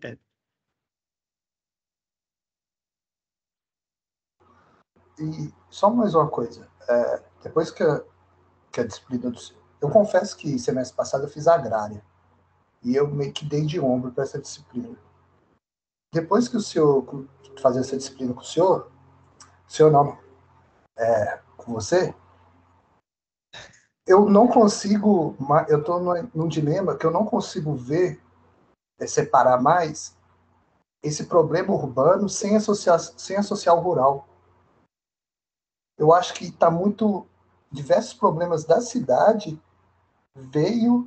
não transferido, veio desse êxodo rural, sabe? Desse aumento do latifúndio e diversos momentos, essas mudanças do rural para a cidade, sabe? Eu não estou conseguindo mais... Antigamente eu só enxergava, não, a cidade está aqui, o rural está aqui. Eu não consigo mais, eu estou num momento agora que eu não consigo falar, tá, temos um problema no urbano, mas será que o rural influenciou nesse problema? Aí eu estou nessa, sabe, nessa briga.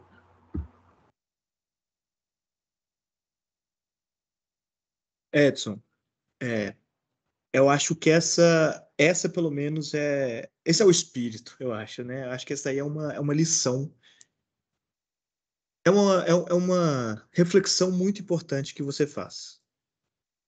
E queria convidar você a fazer isso. Eu normalmente, quando eu vejo um filme, eu me dou a liberdade de fazer a interpretação livre dele, né? Na verdade, às vezes o filme é focado em, sei lá, igual no caso que eu vou passar para você aqui, violência urbana, eu faço interpretação sobre formas de apropriação da terra. E é o caso aqui, ó. Convidar você a assistir um filme chamado Ao Redor. É um filme do Kleber Mendonça, que é o mesmo diretor do Bacurau, Recife Frio,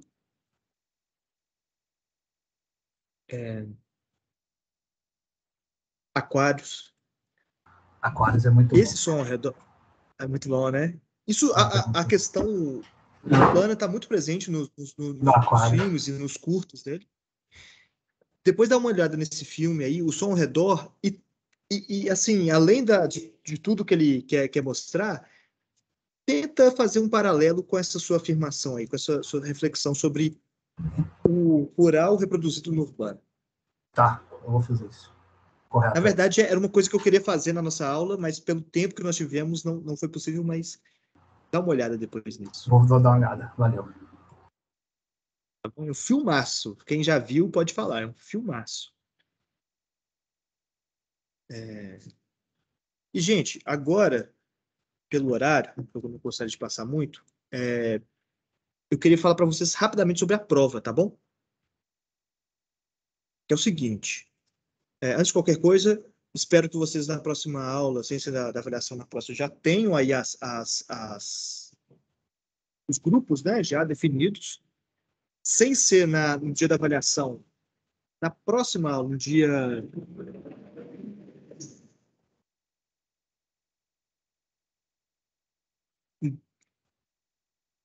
no dia 1º de dezembro, nós já vamos começar com as nossas participações especiais. Deixa eu mostrar aqui para vocês, gente. Fechando aqui as datas, mas para quem quiser dar uma olhada lá no plano de trabalho o link, né, e não necessariamente o PDF, eu já estou atualizando nele, tá? Depois que eu fechar, eu atualizo o programa lá no Moodle. Mas no dia 1º nós já vamos ter essa participação aqui do Fabiano Velic. Ele é um professor de filosofia, tá bom? Depois ele vai se apresentar lá de todas as formações, onde que ele trabalha, né? É o professor atualmente da PUC. E ele vai falar sobre neoliberalismo como anti-liberdade a partir de Kant, Hegel e Marx, tá? Nós vamos ter textos, tal como nessa primeira parte, textos obrigatórios, tá bom? A dinâmica de como que nós vamos explorar esses textos eu ainda não sei, tá? Não, a princípio, resenha, mas pode ser que a gente mude essa dinâmica. E aí, como é que vai acontecer? Vão ser seminários, tá? Eles vão trazer aqui seminários com abertura de debate. Provavelmente algo muito parecido com as nossas aulas aqui, tá bom? Resenhas com substituição delas, assim, com participação ativa. E esses textos, gente, eu estou fazendo de tudo para ser textos pequenos, tá? É o caso desse aqui, são textos mais fáceis, rápidos, para não gastar tanto tempo assim de vocês. E lembrando que as aulas vão ser todas, né? Tirando essa do dia 5 dia 12, vão ser intercaladas por recessos. Então não vai ficar tão pesado assim, não vai dar tempo de descansar. A ideia, gente, é trazer perspectivas multidisciplinares, né? Nós vamos ter a participação do Velic, que é de filosofia, depois nós vamos ter a participação da Tati e do Joab falando sobre independência e unidade territorial, uma perspectiva da história. Depois nós vamos ter aqui, ó, eu não atualizei, é o Alexandre que vai falar sobre... Tá errado aqui. O Alexandre que vai falar sobre educação, tá? Ele é professor de sociologia, isso aqui já é o texto que já está fechado, tá? E, por fim, nós vamos fechar com geografia, né? Aí convidar professores Kelly e Bruno para falar sobre um tema aqui que ainda está sendo fechado. Não vou dar essa spoiler, não, mas eles já estão quase fechando, né? É estranho falar isso, mas é só ano que vem que eles vão que vai ser essa participação, todo o tempo daqui da gente poder colocar os textos base. E depois nós vamos ter uma prova, e aí uma prova em grupo, tá? Por isso que é importante já ter esses grupos fechados, a respeito dessas participações. Falarei disso mais à frente. Mas, gente, hoje nós estamos fechando, né, a primeira parte da disciplina para encerrar finalmente com a nossa avaliação. Como é que vai funcionar a avaliação aqui? Eu vou passar para vocês a avaliação agora, já, para vocês terem contato com as questões. São 7 questões e serão, no dia da prova, eu vou sortear 3 para vocês responderem, tá bom? Deixa eu compartilhar aqui para vocês que fica mais fácil a gente visualizar. Já passo para vocês aqui, já vou deixar lá no Moodle.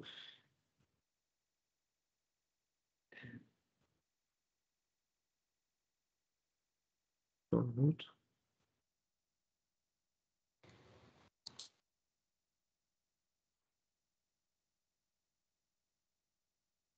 Alguém quer falar alguma coisa? Estou vendo aí. Pode falar. Quando você procura aí é o Wagner, beleza? Pode falar. É só para te agradecer lá, eu vi sua mensagem, tá?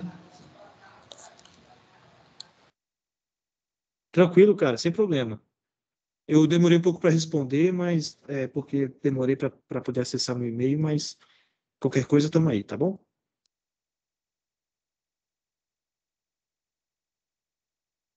Gente, aqui é a avaliação.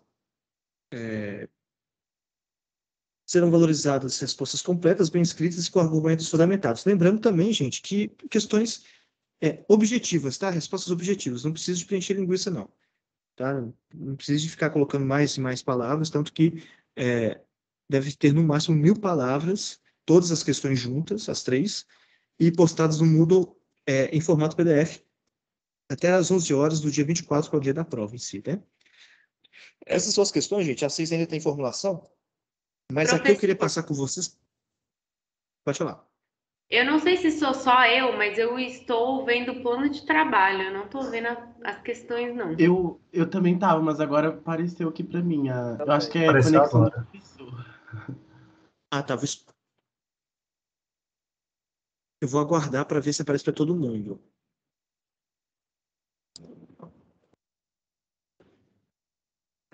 Cindy, foi Apareceu, você que Pedro, acho que disse? tá aqui. Apareceu? Acho que sim. Para alguém Sim. está aparecendo o plano? Ah, ok, beleza, perfeito. A ideia, gente, é passar aqui para vocês as questões, porque né, eu formulando sozinho, eu penso de uma forma. Vocês olhando agora, pode ser que surjam dúvidas. Aí, se caso houver dúvida do que foi escrito, já vamos tirar aqui para eu reformular, se for o caso e tal. A primeira, né? Qual que é a diferença entre noções de região natural e região geográfica e como esse debate se relaciona com as correntes sobre determinismo e possibilidade geográfico? Como as noções e junto, né, com ela, como as noções de regiões funcionais legitimam a produção desigual do espaço. 2. Discurso sobre a questão da materialidade ou imaterialidade do conceito de território segundo Souza. E aí vocês têm que ir no texto do Souza, né, sobre território. A 3. No espaço rural brasileiro, é possível identificar dois tipos de processo de acumulação capitalista. Em um, o capital territorializa, em outro, monopoliza o território. Qual a diferença entre os dois processos segundo Oliveira? Eu solto o Benito de Oliveira. Ainda sobre ele, né, constata dois processos contraditórios no espaço rural brasileiro. O crescimento da mão de obra assalariada e camponesa e o aumento da concentração de terra e dos estabelecimentos camponeses. Quais processos explicam o primeiro? Quais causas históricas e atuais causam o segundo? Explica o quê? O crescimento da mão de obra assalariada e camponesa. E quais são as causas históricas e atuais do aumento da concentração de terra e dos estabelecimentos também camponeses? 5. Como a localização é fator de diferenciação social no espaço urbano, segundo Ferreira, e do sua resposta utilizando casos concretos já percebidos por você. Aí, gente, caso vocês não tiverem, né, talvez seja o momento para até dar uma estudada em casos que isso aconteceu. A 6 eu vou formular, gente. Por que eu vou formular? Porque todas essas questões daqui, elas são baseadas um pouco no texto e um pouco nas discussões de sala de aula, né? E aqui o que foi trazido, eu vou pensar numa para formular 6. Assim que eu tiver ela, eu publico lá no Moodle, tá? Então, se vocês quiserem esperar um pouco para baixar o PDF, acho que vale a pena. 7. Imagine que você seja responsável por lecionar uma aula de geografia com o tema representações do Brasil, que seu objetivo seja desconstruir algum senso comum relativo a alguma parte ou aspecto do país. Escreva o exemplo que você optaria e disserte sobre as formas de abordagem a partir da leitura dos textos da primeira parte da disciplina. Aí, gente, obrigatório, né? Utilizar no mínimo 3 textos da literatura obrigatória para fundamentar sua resposta. Você vai descrever lá o exemplo, eu gostaria de falar sobre isso, aquilo. E como que eu desconstruo? Olha, baseado nessa leitura e nessa leitura, né, eu conseguiria trazer esse outro aspecto para rever alguma parte ou outra. Esse daí seria uma questão totalmente mais pessoal, né? Melhor dizendo.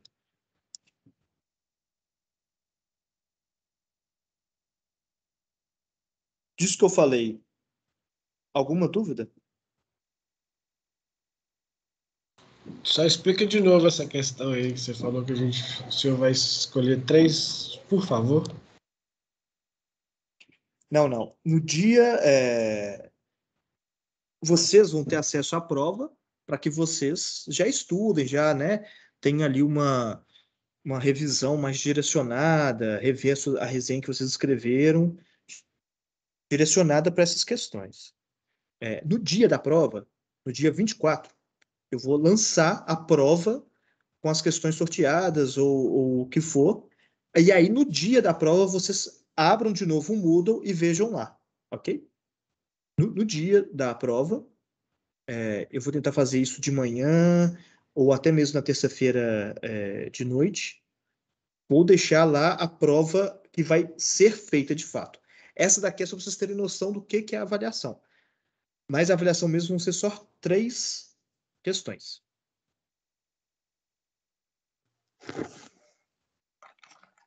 Mas no caso a gente já vai ter acesso para ver sua prova?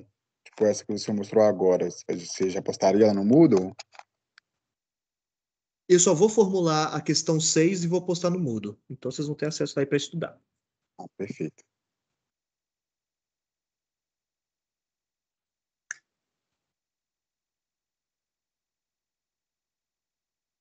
O senhor vai postar dia 24, né? Dia 24. A nossa avaliação é dia 24. Então, no dia 24 de manhã, ou talvez até à noite, no dia 23, isso vai depender muito da minha conexão e tal, eu já lanço lá para vocês.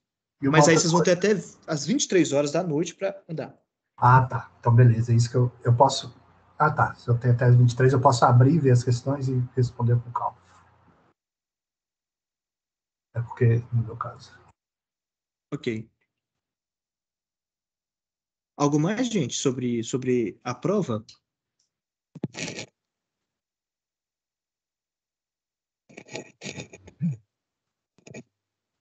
Robson, se você estiver tentando falar, eu não estou te escutando, tá? Tá uns Ah, não, ruídos. desculpa, eu estava com o microfone ligado aqui. Ah, tá. Beleza. Gente, olha, o momento é agora, tá? Inclusive sobre dúvidas a respeito das questões, do que foi perguntado, a hora é agora, tá? Caso você não entendi o que você quis dizer com essa pergunta. Acho que estão tão bem simples, assim, bem fáceis de responder, mas esse é o momento, tá? Para tirar essas dúvidas, porque depois eu não vou ter essa condição de reformular. Gente, lembrem, né? Muito cuidado aí na escrita, façam aí uma escrita mais, né, trabalhada, tá? Porque isso é importante no processo de avaliação. Exatamente, Cindy. Então, acho que está bem tranquila, tá? E aí vocês podem responder as 3 questões separadas, tá? Não precisa de ser um texto corrido, mas o conjunto das 3 respostas tem que ter até 1.000 palavras, 1.000 caracteres, 1.000 palavras, né? Pelo amor de Deus, 1.000 palavras. Ah, passou 1.200, não tem problema, não tem problema. E ficou 500 palavras, não tem problema também. Se você conseguiu responder de forma objetiva e fundamentada, não precisa de ficar preenchendo com linguiça, tá? Mas isso vai de cada um. Pessoal, é isso. Muito obrigado pela aula. Adorei a participação. Sempre é muito enriquecedor. Para mim, inclusive, é sempre uma leitura coletiva, assim. Acho muito bom mesmo. E só reforçando que depois da nossa avaliação, eu peço muito a participação de vocês, porque essas participações especiais foram feitas com muito carinho. Os professores estão super animados, né? Todo mundo aí deu um jeito de abrir um espaço na agenda. É algo assim bem experimental, porque quando eu fiz o convite para um professor de filosofia falar sobre geografia humana do Brasil, no momento foi meio que uma trava, mas o desafio parece que vai surtir bastante um resultado bem bacana, tá? E bom, é isso. Pode falar, Cindy. Não, a questão é só se o vídeo da assíncrona vai ser postado no Moodle ou vai subir aqui no Teams. Só para saber. Das aulas assíncronas. As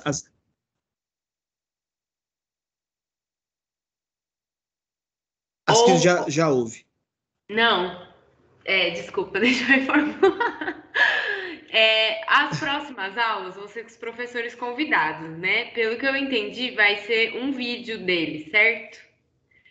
E aí, eu queria saber se o Não. vídeo não vai ser normal aqui no Teams mesmo? É porque eu não entendi isso.